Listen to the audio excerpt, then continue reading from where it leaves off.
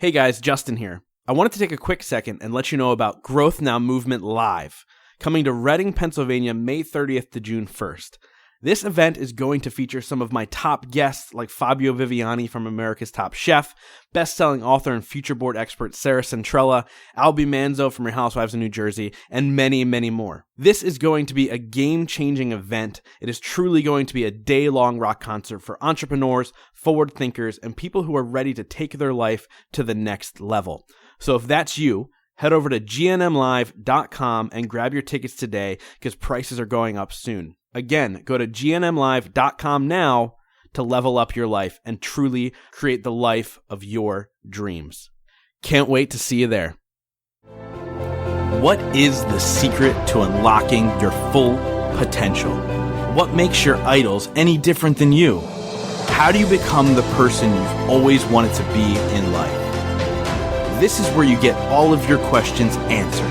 My name is Justin Shank, and I sit down with some of the most epic individuals who are changing the world with their actions in business and in life. We discuss how they did it, why they pushed themselves, and more importantly, how they were able to focus on continuous growth to achieve their dreams. Welcome to the Growth Now Movement. This week, I sit down with Jeffery Shaw. Jeffery is the host of the popular business podcast Creative Warriors, a TEDx speaker, a featured storyteller on the Moth, and a nationally acclaimed keynote speaker at creative and business conferences. For more than 3 decades, Jeffery has been one of the most sought-after portrait photographers in the U.S., photographing the families of such notables as Tom Seaver, Pat Riley, David Bloom, and so on and so forth. This guy was truly at the top of his craft. Now, having a keen eye isn't just for what one sees, but also for what one senses. Jeffery, a.k.a. the Lingo Guy, uses his honed intuition developed as a photographer to teach entrepreneurs how to attract their ideal customers by speaking their secret language. He's authored the book Lingo, Discover Your Ideal Customer's Secret Language and Make Your Business Irresistible. I think you guys are going to really love this episode. You know, Jeffery and I met back when we were both chosen as icons of influence at the New Media Summit. And, you know, we just hit it off. Like we ended up getting breakfast the one morning and had really great conversation, which we're going to share some of that stuff in this episode. I think you guys are going to not only take away a lot that you can instill into your business, but also get a connection to Jeffery as well. He's, again, a really, really good dude. We had a lot of fun, as you'll see. And so I hope you guys really enjoy this episode. Now, without further ado, let's get into this episode with my friend, Jeffery Shaw. Hey guys, really quick, before we get to the actual episode, I wanted to quickly tell you about one of the incredible partners for Growth Now Movement Live. It's a company called Penji. Penji is incredible. It gives you all the benefits of an in-house designer with none of the hassle from outsourcing. They handle all the unlimited graphic design support, dedicated project manager, and under 48-hour delivery time. They've handled all the great stuff that you've been seeing out there on my social media for Growth Now Movement Live, and they do some incredible work. They're pretty much able to build out websites for you. They're able to build out apps for you, any kind of flyers, graphic design that you need for social media, and you get all of that for one flat monthly rate. You can get started today at penji.co. That is penji.co. And what you guys want to do is head over there, sign up, and use the code PODCAST15 to get 15% off your first month with them. Again, it is one flat rate for unlimited graphic design. It is an absolutely incredible team over there. I highly recommend it. Head over to penji.co, use that code PODCAST15, and sign up today. Okay, now let's get to that interview. Jeffery, welcome to the Growth Now Movement, man. Hey, Justin, I'm thrilled to be here with you. Yeah, It'll be a good time, I'm sure. This is cool because we met at New Media Summit. We were both icons of influence event, and it's really it was a great opportunity to meet other like-minded people in this podcast space. And why are we doing this? And we ask ourselves all those questions. And you and I accidentally had breakfast together the one morning, and I was like, this is interesting how our lives kind of interconnect and how there's like this weird parallel, right? And then I got into what you do as an entrepreneur, and that was obviously mind-blowing as well. But let's get into that. Why don't we start with a quick introduction of who you are today, and then we'll get into the journey, because the journey is really All right, cool. So who I am today, that's a great question because sometimes I wonder, am I really any different than I was as a 5-year-old? Like, I'm not really sure. I know in my mind, like 28 is just like the year that's embedded in my brain. So I function like I'm a 28-year-old. And it's not until I look in the mirror, I was like, where the hell did that gray hair come from? Because otherwise I just, that age is embedded in my brain. So who I am today. So, what I do anyway is business coaching, branding, brand messaging. I just wrote my first book, Lingo, came out the end of January. Still doing some photography, although very limited. That's how I built my life and have been doing that for 33 years and speaking. The big shift for me, from where I am now to where I was as a photographer is just it's a very different world. I mean, right now I look at what I need to do and what I need to accomplish with really big impact. I had little to no impact as a photographer, really. I mean, that's a weird way of saying that. I guess I had impact because these photographs are gonna be handed down for generations, and I had a huge impact on a small number of people, and that's probably my greatest strength and my biggest mental challenge, because I find myself getting caught up in really small thinking because I only photographed maybe 150 people a year, and 75 of them would be repeat. So the way I existed in the world for 3 decades, or certainly 25 years before I started coaching, was thinking, hey, I only had to get 75 new people a year to love me and want to hire me for what I do. And that doesn't work in the arena I'm in now. Like this arena now, it's like, all right, I need to reach thousands and hundreds of thousands of people to have the impact I want. So it's both a challenge and exciting to me. I actually compared it to my editor the other day about sexual orientation. Which is a really weird comparison, right? Because, as a guy who came out late in life, I can make that comparison, right? Yeah. Because I look at it and say, sometimes I wonder, am I trying to be an orientation that's not natural to me, right? My natural orientation seems to be that I'm like the really high quality guy loved by few. And yet in the arena I'm in now, I need to be a guy who's loved by many, many in order to have the impact. And it's not about the ego. I couldn't care less about the ego part. It's the vehicle you need of popularity and response in order to make the impact. So sometimes I was talking to my editor about this and saying, am I like sexuality? Like, am I trying to be an orientation that isn't natural to me? And I'm like, yeah, but I'm the kind of guy that doesn't care. If it isn't, I'm going to do it anyway. Like, I'm going to figure out, how to make that work. Yeah, so there's a lot to unpack there. So as I go through the next couple of segments here, I'm going to go back to this little opening segment. But when I think about where you come from. When people think photographer, a lot of times they think the guy down the street who's doing weddings, and there's nothing wrong with that. But that's not what you created. You created a $1 million plus a year business taking family photography, right? Like their portraits of families and children, and so on and so forth. So you have to think about like what small percentage you were able to niche yourself into, and then do it so well. Yeah. So let's get into that really quick. Let's talk about how did you get so good at something and then be one of the top 1%? If you really think about it, you're one of the top 1% in the industry. How did that even happen? Yeah. And honestly, I had somebody say to me once who's really embedded in the industry, in the photo industry. He owned a huge camera distributor. And he had said, when he found out the status of my business, because I was probably one of 12 people in the country as far as being a portrait photographer. I was the only photographer. It wasn't like there was an operation. There weren't multiple photographers. There was no volume here. I was one photographer showing up at people's homes or their, yachts or wherever and photographing them and hitting that level of success. So yeah, I think from that perspective, it probably is a small percentage. How I did it, honestly, Justin, to this day, sometimes I can't get my head around it because I grew up lower middle class, and this is the inspiration behind my book Lingo. And I start the book off with explaining this story that, and that's why I wanted to teach the strategy. I wanted to teach the strategy that I did so other people could do it, because as entrepreneurs, we are almost always serving people or building a product for people that are not who we are today. Right. So you have to really understand that, because step number one in being able to build a business is to understand the perspective of the people you're going to serve. So for me, what did I know about rich people? Absolutely nothing. I grew up lower middle class in a little town 2 hours north of New York City. So I embedded myself in the culture of the affluent by going to high-end brands and to expensive restaurants. I embedded myself in the culture so that I could study what the emotional triggers were that the affluent people experienced in life. Like my parents were inspired to go to Kmart and buy on blue light specials. Why did that motivate my family? And what was the emotional trigger for families that had affluence. So I wound up carving out for myself this really, and I think part of it was also I paid absolutely no attention to what other photographers did. I went to photography school, so I knew other photographers, but I really just tapped into my gut, like what made sense to me.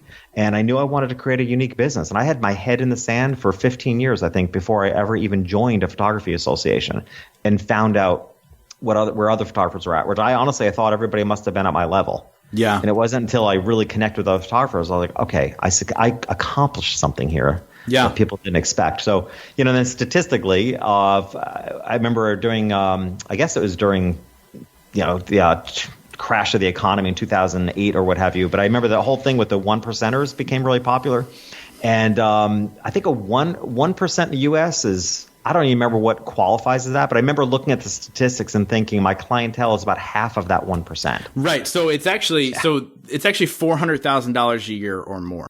Yeah. Which my clients get, my clients are all Wall Streeters. So they get their $125,000 salary, but they get the multi-million dollar. Yeah, they're killing it. I've never been able to, honestly, Justin, I've never been able to figure it out. All I know is I've spent most of my career as a photographer in homes that are 10 to 25,000 square feet.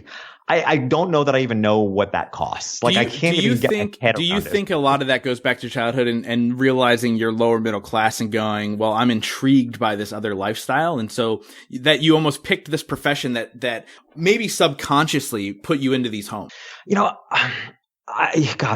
a great question, because in part I'd say yes, because the only connection I had to what wealth looked like, and this is going to sound so ridiculous, my only connection to what wealth must look like were Bing Crosby's, and you don't even know who Bing Crosby is, probably. I do know who Bing Crosby is, because I love all that stuff. Yeah, Bing Crosby's Christmas specials looked like rich to me, right? Because people in really nice sweaters sat around fireplaces and sang songs, and my family didn't do that. We fought, like we dragged down, like wrestled on the floor, like so.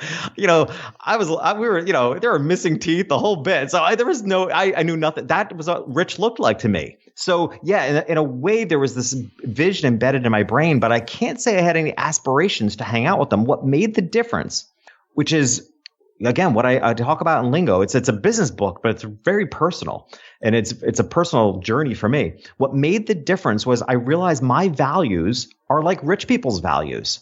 That's the difference. So that's when I realized I have to serve an affluent market as a photographer, because, just to give you an idea of some of my values. I've had life insurance since I was like 19, right? So I've always been somebody who's thinking way down the road. I'm a long-term goal setter. I was an incredibly shy kid, paralyzed with shyness, cowering in the corner, but I knew I was going to be somebody, and I didn't know what that was. But in my gut, it's like I might look like the biggest loser to the rest of the world, but in my gut, I kind of know I'm going to be somebody. I just don't know what it is. And in a way, I was thinking so far ahead. So I'm a very long-term thinker. I always plan for the future. And here's what I realized from a value perspective is that when you don't have money, you don't have the ability to think long-term. When you don't have money, you don't buy life. My father died at 52 years old without life insurance, right? Because you don't have money, you don't buy life insurance. When you don't have money, you don't set aside money for your kids' education. When you don't have money, you don't buy photographs that are valuable and really expensive because they're going to be valuable to generations after you. Right. Right. So when I understood, it's like, for whatever reason, I grew up in this, loving family, but lower middle class in this small town. And I realized I don't think like these people. And I wanted to make sure I created a life for myself and my family that I didn't have to. That's why, so I was aligned in lifestyle and values and priorities in life. I was aligned better with affluent people than I have ever been with my own family. I needed to serve them. And that's why I shifted my business. And, as I say now, people don't hire you because you're the best. People hire you because you get them and they get you. I get affluent people. I get their struggles. I get the added responsibility. And here's how it impacted me as a photographer and what I use as a marketing technique, you could say. What I realized of affluent people, when you have money, money is not an excuse. Right? I'm the youngest of 3 boys. And there's one photograph that I know of my childhood. One. Now, when you have money, you can't send 2 of your kids to an Ivy League school and 1 kid to community college. You can't have multiple photographs of the older kids and none of the younger because money is not an excuse. So there was an added layer of responsibility to affluence that I could tap into and make sure I took care of these families in a way that they never had to worry about answering a question to their children like, hey, why are there more photographs of my older brother than me? Right? So I built a business being able to take care of all that for them because I realized that they're under pressure to make sure all their kids are treated fairly. Yeah, and you mentioned shifts, and obviously, you have these shifts in your life and like focusing on the next, right? So let's get into this personal shift where you and I kind of relate.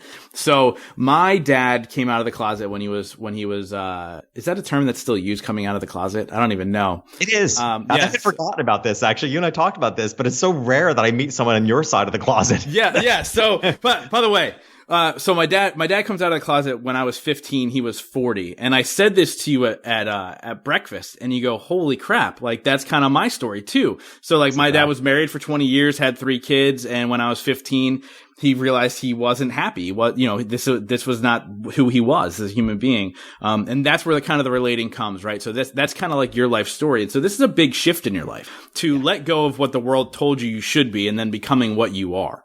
Yeah. Right. Yeah. So almost exact story. I was 44. My oldest of my 3 kids was 15. So it's almost the exact, I remember it was the sensitive years of high school, right?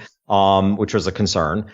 And, almost exact the same story. And, here's a key thing I've had to, I don't know if I want to say explain to people because I don't want to feel like I have a responsibility to explain it to people, but, and I'm sure perhaps, I won't say I'm sure, perhaps your father felt the same way. Like, I was also married for 19 years. Mm-hmm. It never felt like a lie to me. I wasn't hiding. I truly hadn't come out to myself. Yeah. And I could give you a whole list of reasons why it would have been confusing. One thing I always say is I was a chick magnet. Like, I was always surrounded with girls in high school, and it makes sense to me now because women love gay men, right? I was exactly what, and this is, here I am now, I'm a single gay man, and this is my biggest challenge. Like, I get along with women, so women like what I have. Like, I'm the type of guy in a relationship, like, I want to text all the time. I want to send bitmojis and I love romantic, evenings, and I like a lot of time together, and I'll just cuddle, and women love what I have to offer. Unfortunately, a lot of gay men don't. A lot of gay men have this way of being that's just a little more, I don't know. They're just a little less emotional, a little less emotionally attached. And it's my biggest challenge as a gay man trying to find a partner because I need that guy. I need the guy that wants to text me during the day and send me cute pictures. And so it's hard, but hey, why did it take me so long to figure it out? That's part of the reason. Part of the reason was women loved who I am, and they were the easiest of the two of the two genders. They were the easier. Yeah. They were the easier gender. I'm still trying to figure out the woman species. I'm like, come on. To me, women are so much easier to get along with. Like, I can speak their lingo. Like, I speak the lingo of women better than I do speak the lingo of men. I didn't have great relationships with men. I didn't have a good relationship with my father or my 2 older brothers. I did not have good relationships with men growing up. So, when you grow up having all your closest relationships of the opposite gender, you think, and the rest of the life is heteronorm. Yeah. Right? Everybody else around you just follow that path. I got married at 20, had kids. I wanted to have kids. It never occurred to me until 44 years old that when other issues in my life, I was long divorced by then. When other things and emotions came up is when I started to realize that, there's something else going on here. But to me, it was never a lie and never hiding. Yeah, that's interesting. And so, I mean, everybody has their own journey, and that's really about what this show is about. And that's part of the reason I wanted you to share that story, because I think no matter who you are, what you're dealing with, whether it's life or business, it's always a constant discovery of like, where am I supposed to be now? Like, I started the podcast not really knowing, and now I'm the podcast guy, even though I try to not be the podcast guy for a really long time, and so it becomes this journey of self-discovery, and I think it's really what we're chasing is happiness, right? And so you shifted gears in your business, and you left a 7-figure business behind to shift into what you're doing now, which is what your book's all about. And I want to get into that. And so I love the tagline of your book, by the way, which obviously is discover your ideal customer's secret language and make your business irresistible. And I think that that's really what a lot of people are missing in their life. It's like, how do I attract the right client, in a simple, easy manner? So what makes you the expert in that space? Yeah. It's funny. Before I wrote the book, somebody said to me, I was in a mastermind, and somebody said to me, asked me a question, which I thought it felt really confrontational at first, but I think it was really well intended. She said to me, what gives you the authority to write this book? And I was like, whoa, because I immediately collapsed in my own insecurities of not having a college education. Like, I'm an entrepreneur through and through. I went from high school to a 10-month photography program, and that's it, Justin. Wow. Right. I look at it, it's like the life I've built on that is, I'm not saying that my kid, my oldest went to traditional university. My other daughter is in nursing school. So I'm a believer of education, because I almost have more fears for them than I did myself. But the fact of the matter is, I cannot believe the life I built actually on what little I started with. And, so I'm sorry. What was the question? I actually just went blank. I said it was going back to like why are you the authority expert on that that tagline? Yeah. So here's what came up to me when this woman asked me this question. What occurred to me is, oddly enough, tied into what we were just talking about too. I've lived life on the opposite sides of many fences. I was paralyzed with shyness, but I stand on stages of thousands of people now with I'm not going to say no problem, but I that's my stretch. I grew up, I was straight for 44 years, came out. I grew up lower middle class, wound up serving the wealthiest in the country. When you live life on the opposite sides of many fences, it gives you a really unique perspective. And so what gave me the authority was kind of tapping into that. It wasn't education. It was that. And it was the fact that, hey, at the time I wrote this book, last year, I had 32 years of entrepreneurship behind my belt. I've never received a single paycheck from any other entity in the world. I've always earned my own dollar. So I know entrepreneurship in and out. And it all connects. As a shy kid, I was and I still am a masterful observer of the world. I watch and I can feel people's behavior. It's what helps me help people with their branding and their brand messaging is, and I'm sure it's also honed very clearly by my photography that I can feel it, right? There's an intuition that is so honed for me. 33 years of observing people through a camera lens trains your body into a way you can't imagine, because when I release that shutter, it's at a fraction of a second. The brain can't comprehend when I know to take the photograph to capture someone's true essence. Yeah. The same is true now when I'm working with somebody on their brand messaging. I have that same honed gut that can be like, boom, that's it. That's your message. That's how it connects to the world. And that's what's marketable. Right. So, so it's a combination. What gives me authority is a combination of multiple perspectives and having decades of entrepreneur experience. And I, like I said, a really honed intuition for what I observe. Yeah. It's funny that you bring up this idea of like observing others and learning from it. So what I find in my life is like important conversational. That's a word, right? Conversationalist. Depends how you're using it. So go ahead. important conversational aspects that come up over and over again repeatedly at the right time. So I just had this same conversation with Ed Milet about observing others and learning from them or understanding why they're doing what they're doing or whatever the case may be. We both tied it to the idea that we both grew up with parents that were addicts of some kind. And we almost had to be so aware at such a young age that we're always hypersensitive to what other people are doing and like what's right, what's wrong. How do we make sure we're not doing the wrong? We want to do the right. What do you think happened in your life that you can look back and go, that's why I'm so observant of others and their actions? Yeah. Shyness for one. But I honestly believe I've never discussed this with any professional, but I wonder whether shyness is an innate quality we're born with or whether it comes as a result of the environment. And I was really intimidated by my environment. Let's be honest. I mean, I was very intimidated by the environment I was in. My father was a really overpowering man. Abusive in certain ways, certainly verbal, some physical. I would classify my two older brothers as bullies, which is a harsh thing to say, but I don't really have a relationship with them now for that reason. Yeah. I made a different decision as an adult to say, I don't need bullying behavior in my life. So I actually think for me, there's always this question about introversion and shyness. For me, I think shyness is an introversion that I really suffered with until my mid-20s. I think it was a result of environment. I don't see it as an innate quality I was born into. I think I was like a lot of us. I think you're born innocent and pure and all those wonderful things. And for me, being shy, withdrawn, and an introvert it was a survival technique for the environment I was in, which scared the living crap out of me. Yeah. Right. And I'm a sensitive by nature. What is innate is my creativity, my sensitivity, and probably my greater sense of femininity as a gay man. Right. So those traits are innate to me. Those were traits that were in complete conflict to the environment, the super overly masculine environment, which I was born into.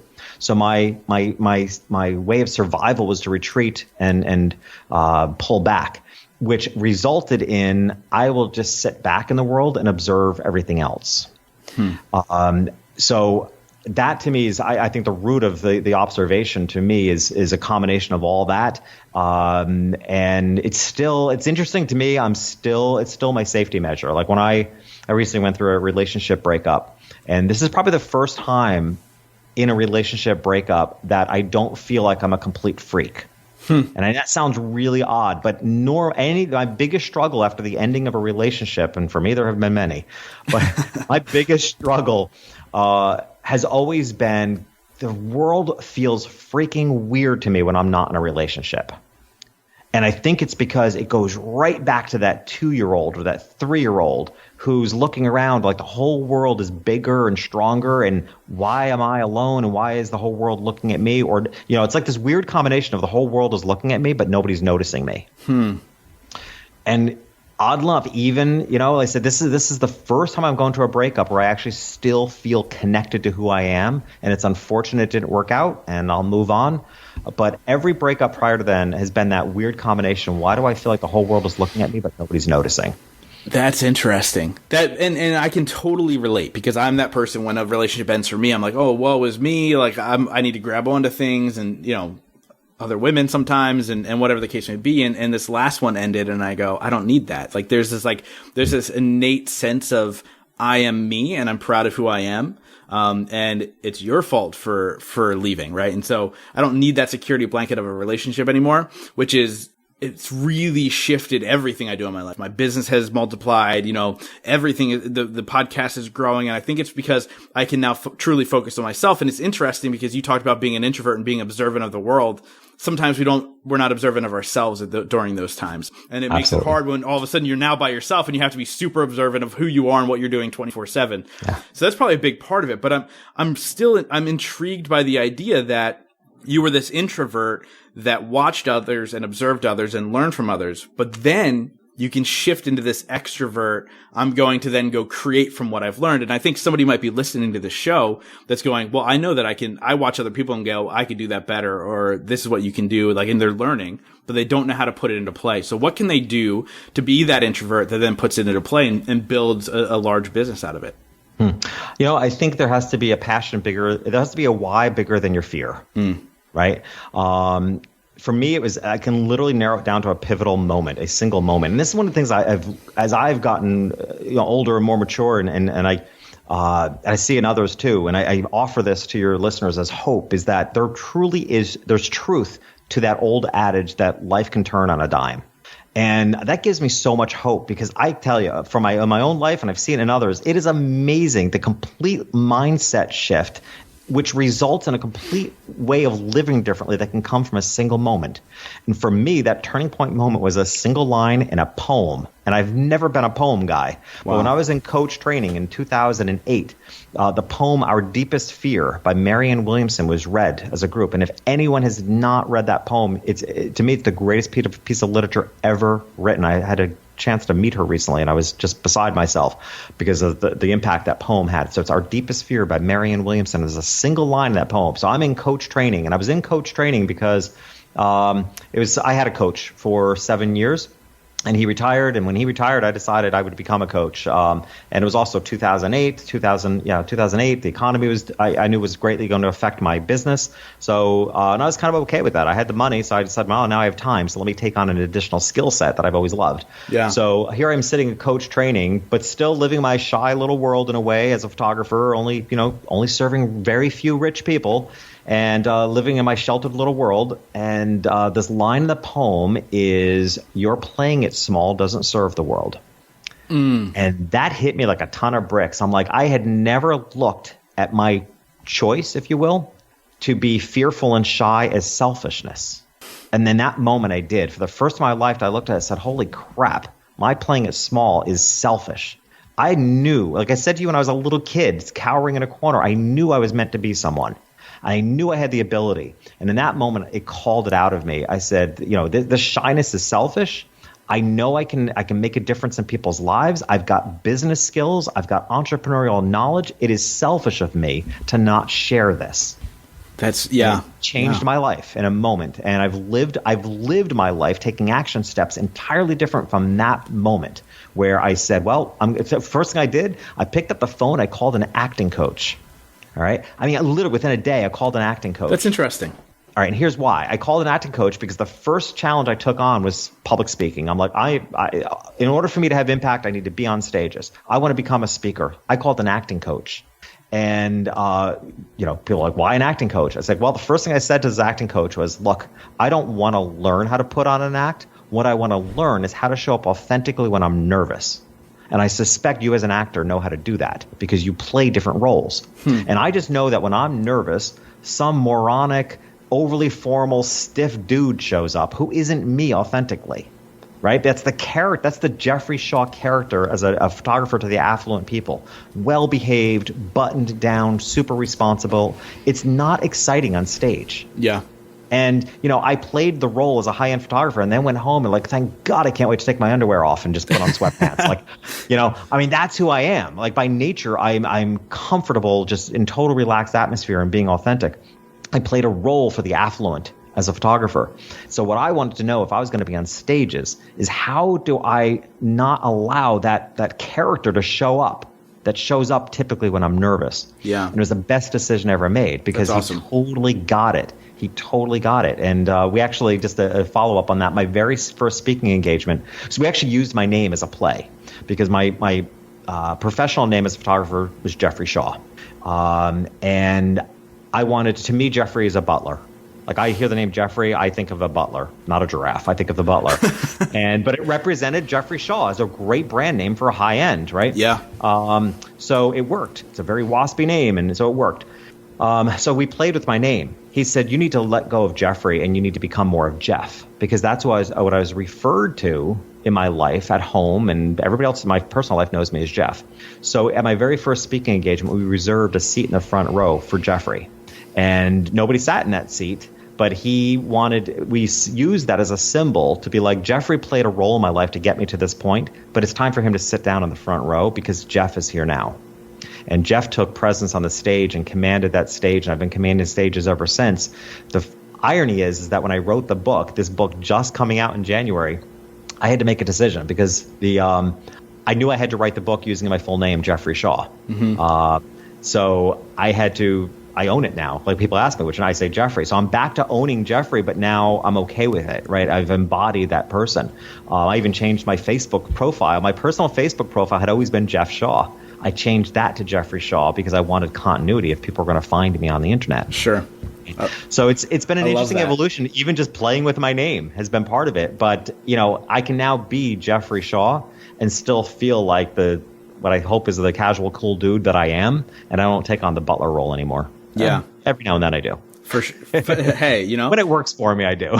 For sure. And I love that story. And a lot of things I think are relatable to a lot of people. It's funny because when I was a more shy kid, I wasn't always overly shy, but in an essence of if I didn't know you, I was very shy.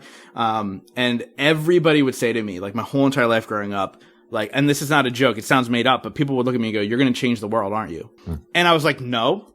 No, what? It was almost an outward, people saw it and I didn't see it. And I was that's my TEDx talk. Did you watch my TEDx talk? No, I didn't. Oh, okay, sorry, you have to watch my TEDx right after talk. This. So it's called Validation Paradox. Let me just summarize that because that's exactly what the talk is about. It's actually what I'm teaching in that talk is the paradox is that while we're trying to validate ourselves and find our truth and our greatest potential, the fact of the matter is other people can see more in us than we can see in ourselves because we are inherently limited by all our own predetermined expectations of ourselves. Yeah. It's spot on to it. And the whole talk is prefaced on the idea of coming out of the closet, by the way. I started out by I walk out on stage and I say, we all have closets to come out of, right? And I talk about how if we allow other people to see what they can see in us, which is greater than we can see in ourselves, that helps us come out of the closet. And I end the talk with my very favorite line by saying, maybe these closets we think we're living in are more like glass shower stalls, fogged up, but far more translucent than we appear.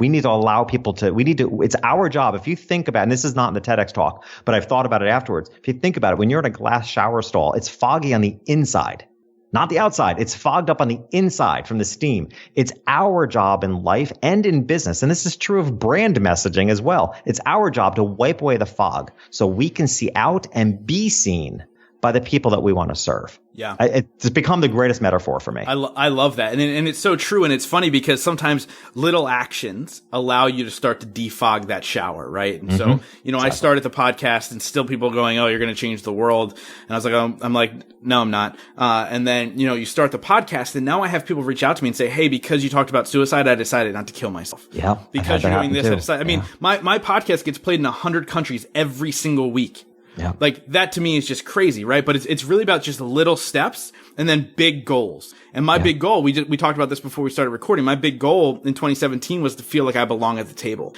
And if I didn't set that goal, I don't think the podcast would have taken off the way that it did. It's just really about stepping into whatever you're supposed to be. And as you said, start to clear away the fog. And I love all that. And so I encourage anybody listening to really listen to that message. And similar to what Preston Smile shared on the show, which was at any given time, there's 75,000 people that need to hear your message specifically from you.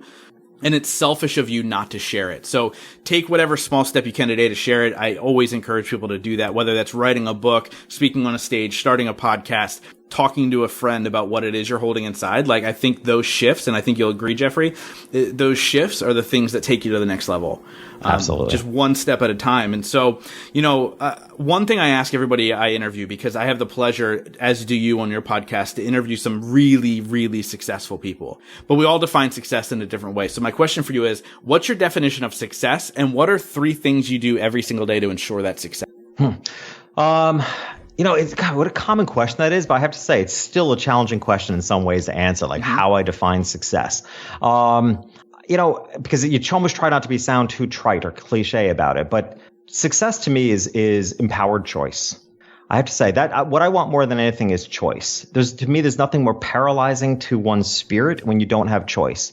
And we also have to be honest with ourselves that money gives us choices. And that's why people feel paralyzed when they don't have money, because their choices are limited. They're stuck in a job they don't want to be in, or they can't treat themselves to dinner because the money isn't there. So, that's why I fight as I do. I was in a leadership group and we were going around the circle and everybody was telling, what the impact it was to have in life. And everybody was, saving children in Africa, bringing fresh water and doing amazing things. I'm sitting there thinking, I just want to help entrepreneurs make more money. Like, am I really that shallow?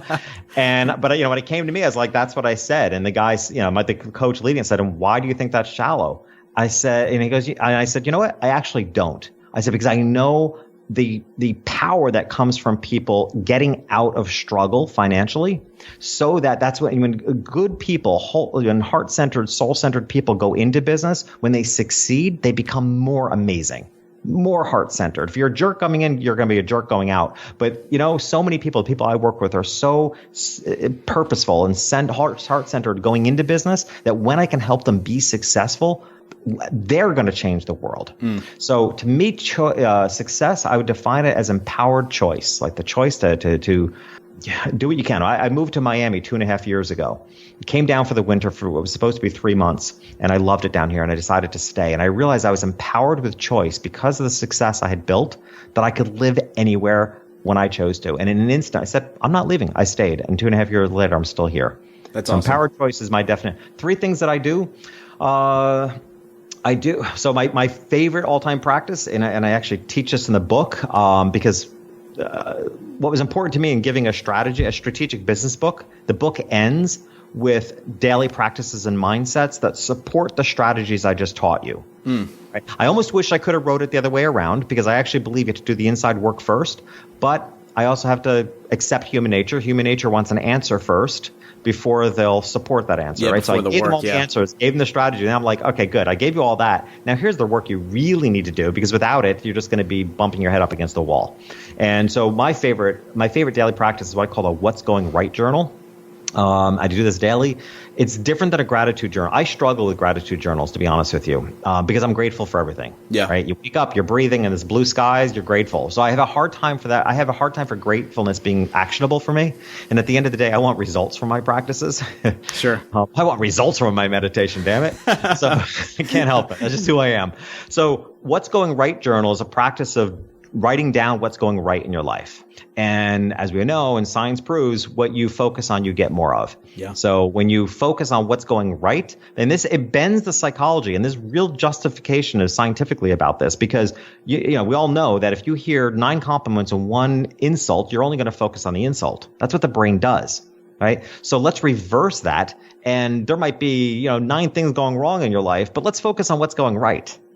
And I find it's an actionable practice for me, the What's Going Right journal, that actually starts bringing more of what's going right. Yeah. So that's one thing. I have to say, a morning walk and a visually beautiful morning walk with my dogs is imperative to me. I just last week I moved from Miami Beach and had the most stunning morning walk imaginable, but I no longer wanted to live on the beach for a whole host of other reasons. And I wanted to live in more downtown Miami where it's more energy. But my whole criteria of choosing a new place to live was my morning walk. It's not just do I have a place to walk, it has to look beautiful. At the end of the day, I'm still a photographer. I'm extremely visually based. Yeah. So I have to see beauty when I walk in the morning. So that's second. And the third is a morning meditation visualization. Awesome. Pretty actionable meditation. Like I work with a lot of intentions. I don't visualize colors or the moving breath or energy. I'll get myself into the meditation focusing on my breath, but I focus on intentions that I have made for the year, the month, that week, or that day. But I focus on something very intentional because I said I want results. I'm a busy guy. You're a busy guy. I love woo-woo, but I don't want to do woo-woo at the loss of time, right? So I do personal development and what other people would think of as spiritual practices, but I do them with an intent for it to be actionable and with tangible results. It's funny. I like that you worded it that way because I'm exactly the same way. And like I would always say to people, I'm not a good meditator. Like I'm not good at meditating. But that is my meditation. It's the visualization. It's the intent. It's the, and whatever that is. Like, if, I visualized this interview today. I visualized the 2 meetings I had this morning. I visualized the thing that I can't talk about over and over and over again till it becomes reality. And it is what you focus on becomes your reality. And so yes, I meditate, but I meditate in my own actionable intention and where am I going that day, that year, that month, whatever the case may be. So I loved all that. So we wrap up all of these shows with 5 rapid fire questions. But before we get there, how do people find you? Where do they get this incredible book? What's good in your world right now? All right. So cool. So, I would actually go to lingomediakit.com. I think that's probably the best place to start because it gives you, I like to, again, because I'm all about the perfect client, I like people to feel aligned with me before they buy my stuff or, I want there to be a connection. So Lingo Media Kit is a collection of things I've put together. There's an infographic, because I am a visual person. There's an infographic of the 5 secret language strategies, which is what I teach in the book. So it's great to have a visual representation of that. There's a free chapter of the book, which is not the first chapter. It's actually the 3rd chapter because I think the 3rd chapter is foundational to all the learning. And there's also an audio version of the 3rd chapter. So start there. And of course, there's links there to purchase the book. You can purchase it. It's on Amazon. I also love, honestly, I warehouse the book. I print them. I stock them here. And I actually stock Amazon. And part of the reason why I do that is because I'm able to sell the book on my own too. So through that same page, you can buy the book through Amazon or you can buy it directly from me. Are there advantages to buying it from me? Yes, it's a little cheaper, but the big advantage is I love hand signing it for you. And I love that. I can't do that when people buy it through Amazon. Which I have a hand signed copy. I'm just saying, so be jealous. Yeah. But I'll definitely link all that stuff in the show notes. So make sure you guys go click it, get this book. It's incredible. So fully support that. Is there anything else you wanted to add? No, that's the best place to start. I'm not hard to find. I'm all over social media. So you start there and my links are there. So I just start there and see what I'm all about first. I think that's important. Awesome. So we'll get into the 5 rapid fire questions. Some are fun, some are serious, but I ask you this, answer with only 1 word or 1 sentence. Are you ready? Yes. All right. The first one is, what is your favorite smell? Baked cookies. Nice. Nobody's ever said that. That's really surprising. There's a lot of vanilla, a lot of lavender. If I'm not sitting in first class in the airplane, they're baking those freaking cookies. It kills me. That's so funny. What's the most embarrassing song you have downloaded on your phone? Oh God. Save a horse, ride a cowboy. Oh, that's amazing. My daughter turned it into my ringtone once. That's so good. I saw them in concert. Which, I don't even know who sings it. It's I don't remember. But yeah, so I saw them in concert because I used to date a girl who that doesn't matter. If you could have dinner with one person who would, dead or alive, who would it be? My grandmother. At the end of your life, if you can only be remembered for one sentence, what would it be? Whew. I think this is one sentence. Took his soul for a hell of a ride. I like that. That's a great answer. Because it means so much. So I really like that one. And obviously this podcast is called The Growth Now Movement. So I wrap up every single episode with this one question. And that is, in your life, what has been your biggest moment of growth? Coming out. Yeah, undeniably. Because it not only changed my personal life, I could not believe the outpouring of love that I saw from the whole world around me. And it changed my business. It really changed my business because, mind you, I was coming out at the time as a photographer, serving a really conservative Wall Street clientele who were embraced it entirely. So it changed my business. It changed my life, obviously, but it changed my business in that I showed up so much more authentically and everything in my life. I fight to never be put in a closet again by other people, by what I think I should do. There are no more closets for me to be put into. So, that would be my answer. Awesome. Jeffery, thank you so much, man, for coming on and sharing your story and your message with my audience. Guys, make sure you go get his book. I'll link it up in the show notes. Just thank you again for being you and doing what you do, man. And I can't wait to talk again. I'm honored to be here, Justin. Thank you. It was a lot of fun. Thank you. Thank you guys so much for being a part of the Growth Now movement. This is how you can really help me out. If you guys enjoyed this episode, please share it out on Facebook, Instagram, Twitter, all that fun stuff. And let's grow this movement to epic heights. And it's all going to be because of you guys. Thank you so much. And we'll see you next week.